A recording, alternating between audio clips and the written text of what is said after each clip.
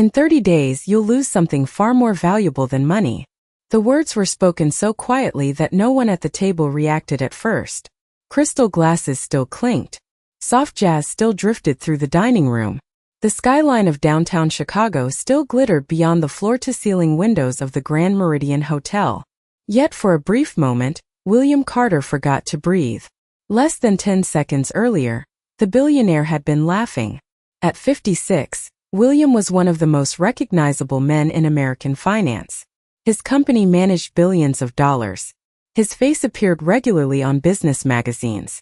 Reporters followed his every move. And tonight, seated with investors, attorneys, and board members at one of the most exclusive restaurants in the city, he had intended to make a joke. The mood around the table had been strained. News of a failed acquisition had dominated headlines all week. Analysts questioned his leadership. Shareholders were nervous. William hated nervous people. So he did what he always did when pressure mounted. He smiled. He joked. He acted untouchable. When the waitress approached to refill his water, William glanced at her name tag. Naomi. She looked to be in her mid-30s. Calm eyes. Neatly pressed uniform. No sign that she recognized the powerful people seated before her. One investor had been complaining about market sentiment. Another blamed social media criticism. The conversation had become repetitive. William leaned back in his chair and smirked. Tell me something, Naomi, he said loudly enough for the table to hear. If you were a financial advisor, what would you tell me to do? A few guests chuckled. One executive nearly laughed into his wine glass. Nobody expected an answer worth hearing. Naomi stopped holding the water pitcher. She studied William for a moment. Not with fear. Not with admiration. Simply observation. Then she spoke. In 30 days you'll lose something far more valuable than money. The laughter died instantly. William blinked. And what exactly is that? He asked. Naomi placed the pitcher down carefully. Trust. Silence settled over the table. It was strange how quickly a room full of powerful people could become quiet. Somewhere across the restaurant, silverware touched porcelain. A waiter passed carrying dessert trays. Outside, headlights moved along Michigan Avenue. But inside William's mind, something had shifted. Naomi offered a polite smile. Enjoy your dinner, sir. Then she walked away. Just like that. No explanation. No dramatic speech. No attempt to impress anyone. She simply disappeared into the rhythm of the restaurant. One of the board members forced a laugh. Well, that was unusual. Another shrugged. Everyone thinks they understand business these days. The conversation resumed, but William barely heard it. His eyes remained fixed on the spot where Naomi had vanished. Trust. Such a simple word. Yet it lingered. Long after the dinner ended. Long after the investors left. Long after William stepped into the back of his black town car and watched the city lights blur against the windows. Because for the first time in years, someone had looked past his wealth, past his reputation, past the headlines and stock prices, and spoken to him as if she saw something no one else could. And somewhere deep inside, a place he rarely allowed himself to visit, William feared she might be right. William Carter did not sleep much that night. The city lights stretched across the glass walls of his penthouse overlooking Lake Michigan, but the view that usually calmed him now felt strangely distant. At 2:15 in the morning, he stood alone beside the window with a cup of untouched coffee in his hand, staring at the reflection of his own face. Trust. The word kept returning. It followed him through every quiet moment like an unwelcome guest. By sunrise, he was already seated in his private office on the 53rd floor of Carter Capital headquarters. The building buzzed with its usual energy. Elevators moved. Phones rang. Assistants hurried through hallways carrying tablets and reports. Yet something felt different. William opened a market analysis prepared overnight by his senior team. Revenue projections looked stable. Cash reserves remained strong. Asset performance exceeded expectations. Everything appeared healthy. But then he opened another file. Customer sentiment reports. He frowned. Several long-term partners had expressed concerns about transparency. A few major investors were delaying commitments. Public approval ratings for his company had dropped again. Not dramatically, Not enough to trigger panic, but enough to create a pattern. William leaned back slowly. Financial losses could be measured. Trust could not. Around 10 o'clock, his executive assistant, Lauren Mitchell, entered carrying a folder. "You have a call with Denver investors in 20 minutes, she said. William nodded absent-mindedly. "Lauren, how long have you worked for me?" She looked surprised. "Almost 12 years. Do you trust me?" The question hung awkwardly between them. Lauren blinked. "Of course I do." William studied her expression. "You hesitated." Lauren shifted slightly. "I was surprised by the question. That is not what I asked." The room fell quiet. Finally, she offered a careful smile. "I trust your intelligence. I trust your ability to solve problems. But sometimes I think people wish they understood you better." William said nothing. Lauren quickly changed the subject and left for the next meeting. Yet her answer stayed with him. Throughout the day, similar moments appeared everywhere. During a conference call, one investor sounded unusually cautious. During lunch, a longtime colleague declined an invitation to discuss a future partnership. Even employees seemed more formal than usual. Nothing dramatic, just small cracks. Tiny signals. The kind most executives ignored. By late afternoon, rain tapped softly against the office windows. William found himself opening a browser and searching recent media coverage of his company. Hundreds of comments appeared beneath articles. Some praised his achievements. Others questioned his priorities. One comment caught his attention. It simply read, "Great company. I just do not know what they stand for anymore." William stared at the sentence for a long time. Then he remembered Naomi. Not her uniform. Not her job title. Her eyes. Calm. Certain. As if she had already seen something he was only beginning to notice. At 6:30 that evening, while most of the city rushed home through the wet Chicago streets, William made a decision that surprised even himself. He canceled a dinner with potential investors. He instructed his driver to take him back to the Grand Meridian Hotel. Because for the first time in years, the billionaire was not looking for advice from analysts, consultants, or board members. He was looking for a waitress. The rain had grown heavier by the time William Carter returned to the Grand Meridian Hotel. Water streaked across the tall windows facing the street, turning the city lights into blurred ribbons of gold and white. Inside, the restaurant carried the same quiet elegance it always had. Soft music floated through the room. Guests spoke in low voices. Glasses shimmered beneath warm lighting. Yet William felt strangely out of place. For decades, he had entered rooms knowing exactly who he was. Tonight, he felt like a man searching for an answer. A hostess recognized him immediately and offered the best table in the house. William declined. Instead, his eyes moved through the dining room. Looking. Waiting. Finally, he spotted Naomi near the far side of the restaurant, carrying a tray toward a corner booth. She moved with calm confidence, never rushed, never distracted. William remained standing until she noticed him. For a brief moment, surprise crossed her face. Then she smiled politely. "Good evening, Mr. Carter. Do you have a minute?" he asked. Naomi glanced toward the dining room. "I have about 3. "Good. I only need 1. She folded her hands in front of her apron and waited. William realized he had not prepared what to say. He was a man accustomed to negotiations worth hundreds of millions of dollars, yet speaking to a waitress suddenly felt unusually difficult. "Why did you say that?" he finally asked. Naomi tilted her head slightly. "About trust." William nodded. "You acted like you knew something about my business." "I do not know your business," she replied. "Then how could you predict what is happening?" Naomi looked toward the windows where rain continued to tap softly against the glass. "Because businesses are usually not as complicated as people think." William frowned. "That sounds unlikely." "Maybe." Her smile returned. "But I have watched people for a long time." Before he could respond, a manager approached and asked Naomi to assist another table. She excused herself and walked away. The conversation lasted less than a minute, yet William felt more frustrated than before. The answer explained nothing. The following evening he returned again. This time Naomi was serving a family celebrating a birthday. William waited until she finished. When she approached his table, he skipped the small talk. What did you mean when you said you watch people? Naomi set down a glass of water. Exactly what I said. That is not an answer. It is the only one I have. William sighed. You know, most people jump at the chance to impress me.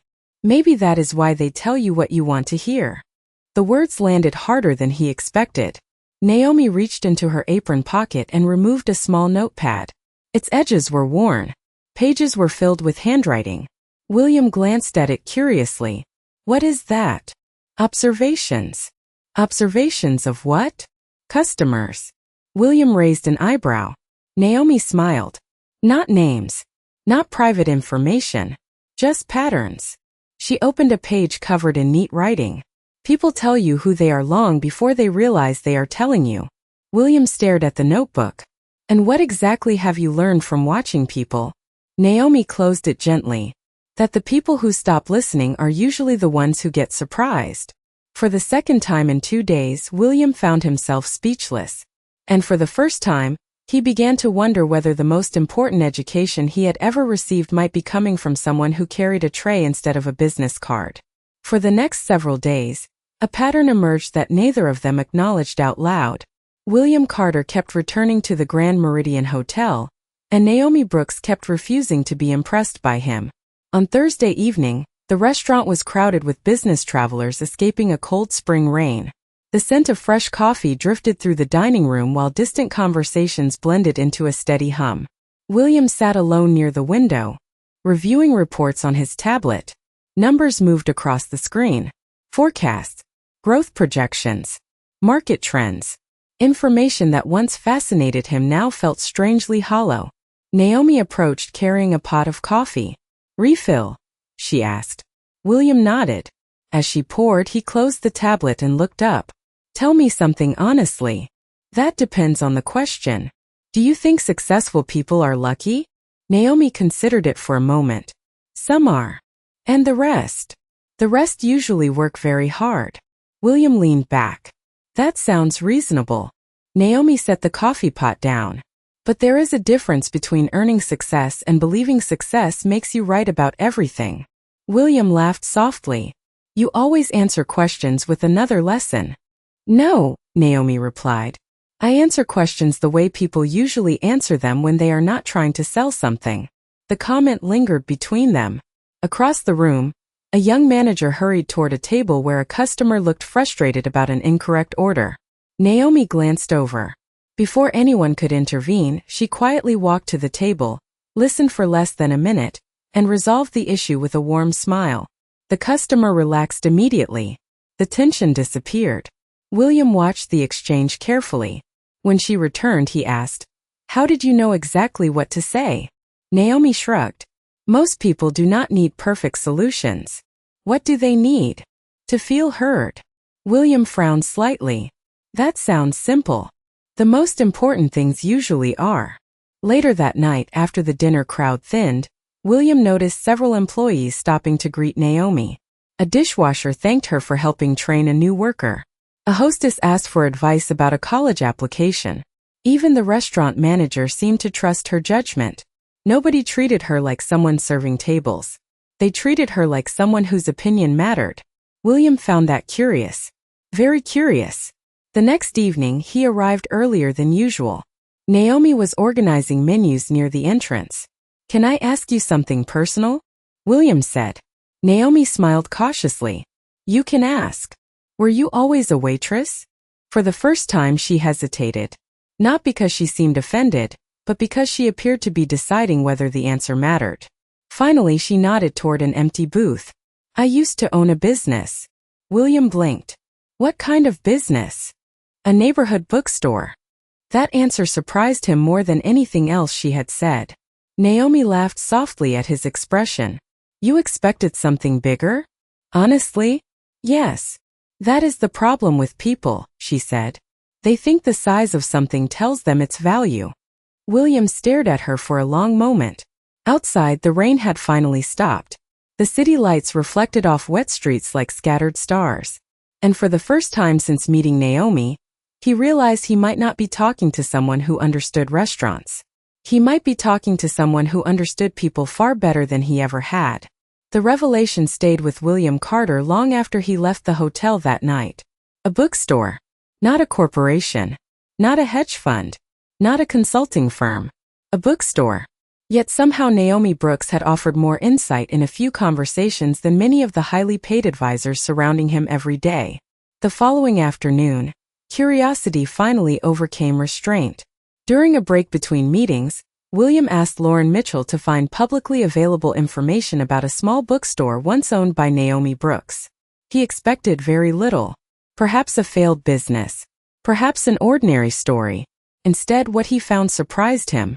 The bookstore had operated for nearly 11 years on the south side of Chicago. It had never been large. It had never generated headlines. Yet article after article described something unusual. Teachers held reading nights there. Local students gathered after school. Community organizations hosted events inside the store. Elderly residents treated it like a second home. One article quoted a customer who said the bookstore felt less like a business and more like a neighborhood living room. William sat quietly at his desk as he read. There was no mention of financial scandal. No reckless decisions. No dramatic collapse. Rising rent had eventually forced the business to close. That was all. The realization unsettled him. He had spent decades measuring success through scale. Bigger offices. Larger deals. Greater market share. Yet Naomi had built something people genuinely loved. Later that evening, he returned to the Grand Meridian. The restaurant was quieter than usual. A soft piano melody drifted through the room while sunset painted the windows with shades of amber and gold. Naomi was arranging silverware when she noticed him. "You are becoming a regular customer," she said. William smiled. "I learned something today." Naomi raised an eyebrow. "Should I be worried?" "I looked up your bookstore." For the first time since they met, Naomi seemed genuinely uncomfortable. Not angry. Just guarded. She lowered her eyes briefly before returning to her work. "That must have been exciting reading." "Actually, it was." She laughed softly. "Most people would disagree." William leaned forward. "People loved that place." Naomi paused. The smile faded into something quieter. More reflective. "People loved each other there," she corrected. "The books were just an excuse." William studied her expression. There was no bitterness when she spoke about the store. No resentment. No regret. Only gratitude. That puzzled him even more. "Do you miss it?" he asked. Naomi looked toward the dining room where families, couples, and travelers shared meals beneath warm lights. "Every day," she admitted. "Then why do you not sound angry about losing it?"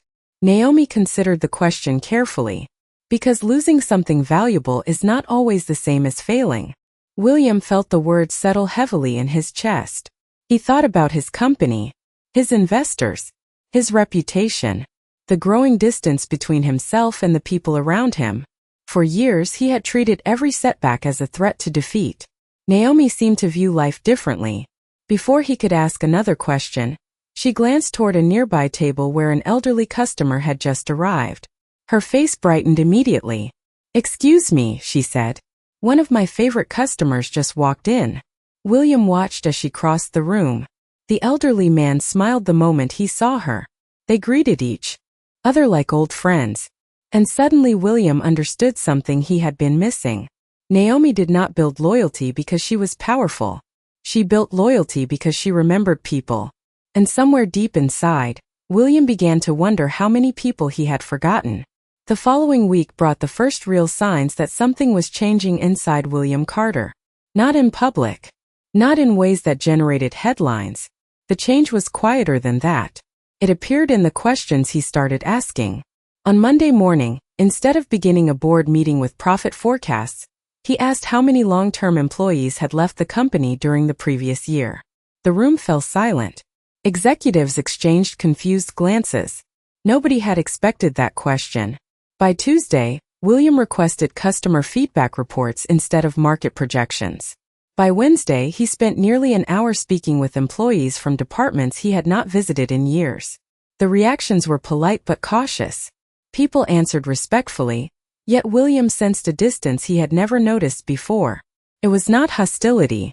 It was something worse. Detachment.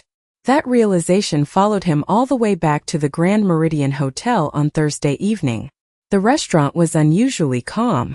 A light spring breeze moved through the city outside while warm light reflected across polished tables.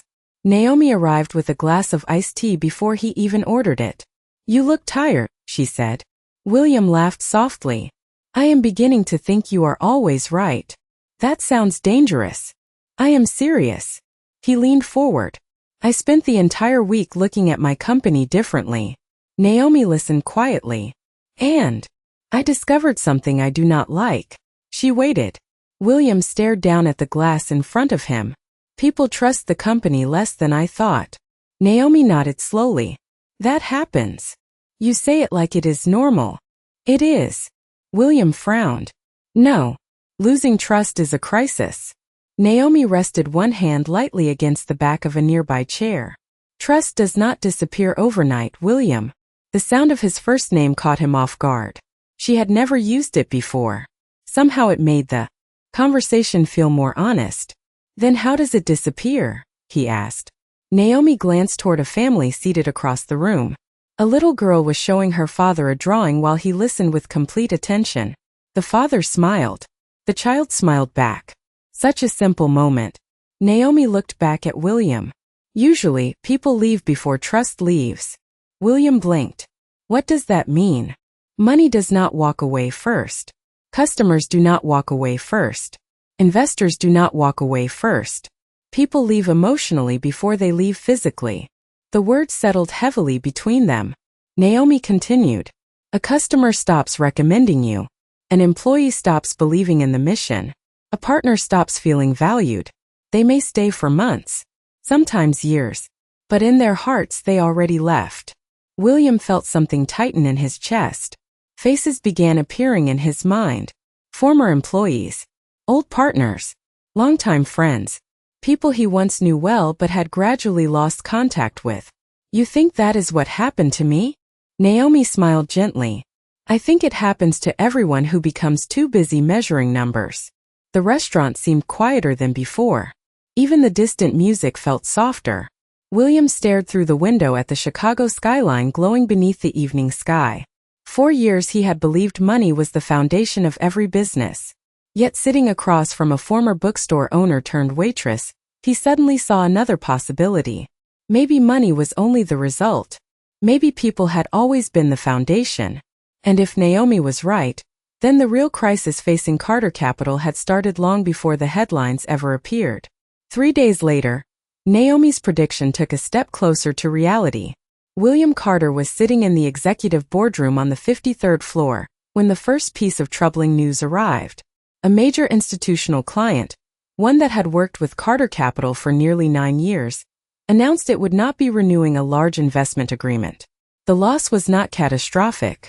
The company would survive. Yet the mood inside the room shifted immediately. Executives exchanged worried looks. Analysts rushed to update forecasts. Lawyers reviewed contracts. Everyone focused on numbers. Everyone except William. As voices filled the conference room, he found himself thinking about something Naomi had said. People leave emotionally before they leave physically. For years he would have dismissed that idea as sentimental. Now he was no longer sure. Later that afternoon, another report landed on his desk. Employee engagement scores had fallen again. Customer satisfaction ratings had slipped. Several longtime partners had quietly reduced their involvement with the company. None of these developments made national news. None created panic on Wall Street. But together they painted a picture William could no longer ignore. By evening, he returned to the Grand Meridian Hotel carrying a weight that seemed heavier than any financial report. The restaurant glowed beneath warm chandeliers. A soft piano melody drifted through the room. Naomi noticed his expression before he spoke a single word. "Bad day?" she asked. William gave a tired laugh. "I am starting to think you predicted all of this." Naomi set a glass of water on the table. "No." "Then how did you know?" She sat briefly across from him during a quiet moment between tables. "Because the signs are always there." William shook his head. "I spent millions hiring experts. None of them told me what you told me." Naomi looked thoughtful. That is because experts often study outcomes. And you study people. Exactly. For a moment neither spoke. The sounds of the restaurant filled the silence. Nearby, friends shared stories over dinner. A couple celebrated an anniversary. A server laughed with a regular customer. Life continued in small, ordinary moments. Naomi glanced around the room. Do you know what every person here wants? William looked puzzled. A good meal. Naomi smiled. To matter. The answer landed harder than he expected. She continued. People want to feel seen. They want to feel respected. They want to know their presence makes a difference. William stared quietly at the table. The realization was uncomfortable because it felt true. Somewhere along the way, he had become obsessed with performance, efficiency, and growth. Yet he could not remember the last time he had asked himself whether people actually felt valued. Naomi leaned forward slightly. You keep talking about saving the company. William nodded. Because that is my responsibility. Maybe. Her voice remained gentle. But what if the company is not what needs saving? William looked up. The question hung in the air between them. Naomi stood as another table needed attention. Before walking away, she paused. You keep looking at balance sheets. She smiled softly. I think it is time you start looking at people. And as William watched her disappear into the flow of the restaurant once again, he realized the real crisis facing him was no longer financial. It was personal. The next morning, William Carter arrived at headquarters before sunrise. The city was still wrapped in shades of blue and gray as the first light touched the tops of Chicago's skyscrapers. For years, he had entered the building thinking about expansion, acquisitions, and quarterly performance. Today, his thoughts were somewhere else entirely. He spent the first hour reading old messages, emails from former employees, notes from retired managers, letters from customers who had once believed deeply in the company. Many of them had never received responses. Some had been written years earlier. As William read through them, a painful pattern emerged. The complaints were rarely about products or profits. Most were about feeling ignored, feeling forgotten, feeling like nobody was listening. By mid-morning, he called an emergency leadership meeting. Executives entered the boardroom carrying charts, forecasts, and financial models.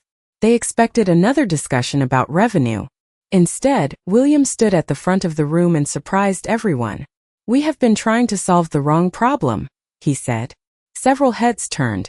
One executive frowned. Another looked confused. William continued. Every report I receive tells me what people are doing. None of them tell me how people feel. Silence filled the room.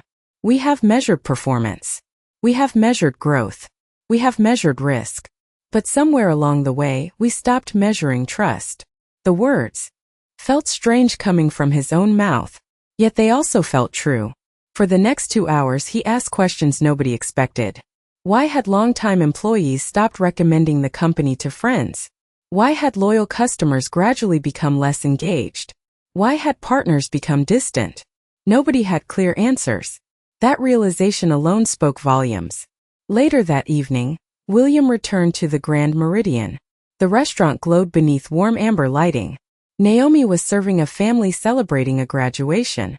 She congratulated the young woman, spoke kindly with her grandparents, and somehow made everyone at the table feel important. William watched quietly from across the room. When Naomi finally approached, she immediately noticed something different. You look lighter, she said. William smiled. I think I finally understand what you have been trying to tell me. Naomi folded her arms lightly. And what is that?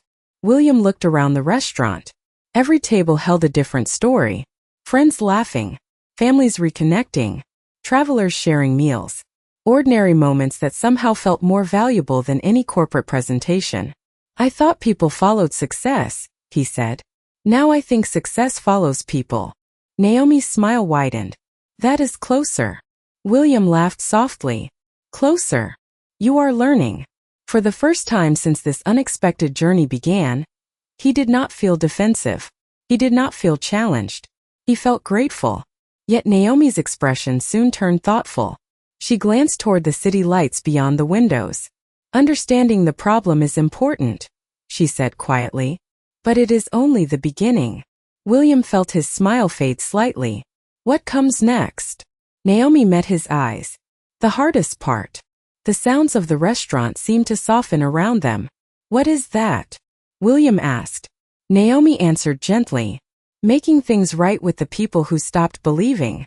And as those words settled into the silence between them, William realized the real test had not even started yet. Over the next several weeks, William Carter did something that would have been unthinkable just a month earlier. He listened. He met with former employees who had quietly moved on. He called longtime partners who had not heard from him in years. He visited offices he had not entered in a decade. Sometimes the conversations were encouraging. Sometimes they were uncomfortable. More than once, people told him things he did not want to hear. Yet for the first time, he did not interrupt. He did not defend himself. He simply listened. Gradually, something remarkable began to happen. Employees started speaking more openly. Clients who had grown distant began returning his calls. Partners who once felt ignored slowly became willing to engage again. The numbers did not change overnight. Neither did public opinion. But trust, the thing Naomi had warned him about from the very beginning, began moving in a different direction. 1 year later, Chicago welcomed a warm spring evening filled with clear skies and golden light. Inside a downtown ballroom, hundreds of guests gathered for Carter Capital's annual leadership gala. Investors, executives, community leaders, and employees filled the room. Conversations echoed beneath sparkling chandeliers, while a large screen displayed images celebrating the company's renewed growth and community initiatives. When William stepped onto the stage, the room erupted into applause. He smiled politely, waited for the applause to fade, and approached the microphone. For a moment, he simply stood there looking across the crowd. Then he spoke. A year ago, I believed every problem could be solved with intelligence, strategy, and hard work. The room grew quiet. Those things matter. But I learned they are not enough. Several executives exchanged curious glances. William continued. I spent most of my career believing success created trust. I was wrong. The audience listened carefully. Trust creates success. Silence settled across the ballroom. It was the kind of silence that meant people were paying attention. William smiled softly. The person who taught me that lesson was not a consultant. She was not an economist. She was not a member of my board. He paused. In fact, she did not work in finance at all. Faces throughout the audience turned toward one another with curiosity. William looked toward the back of the ballroom. Near the entrance stood Naomi Brooks, wearing a simple navy dress. She had agreed to attend only after weeks of persuasion. The spotlight found her.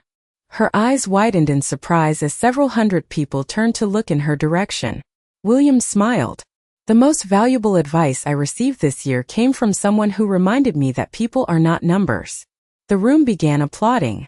Naomi looked embarrassed and tried to lower her head, but the applause only grew louder. Some people rose from their chairs. Then more followed. Within moments, the entire ballroom was standing.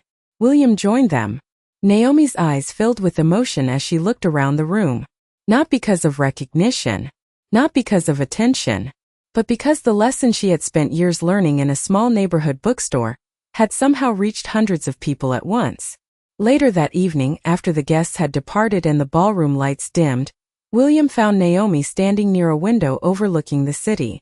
The skyline shimmered beneath the night sky exactly as it had the evening they first met. William handed her a small framed photograph. It showed her old bookstore filled with smiling customers during one of its community events. Naomi stared at it quietly. How did you find this? She asked softly. William smiled. I remembered what matters now. For a moment neither spoke. Then Naomi laughed gently. You finally learned. William looked out across the city lights. No, he said. I finally started learning.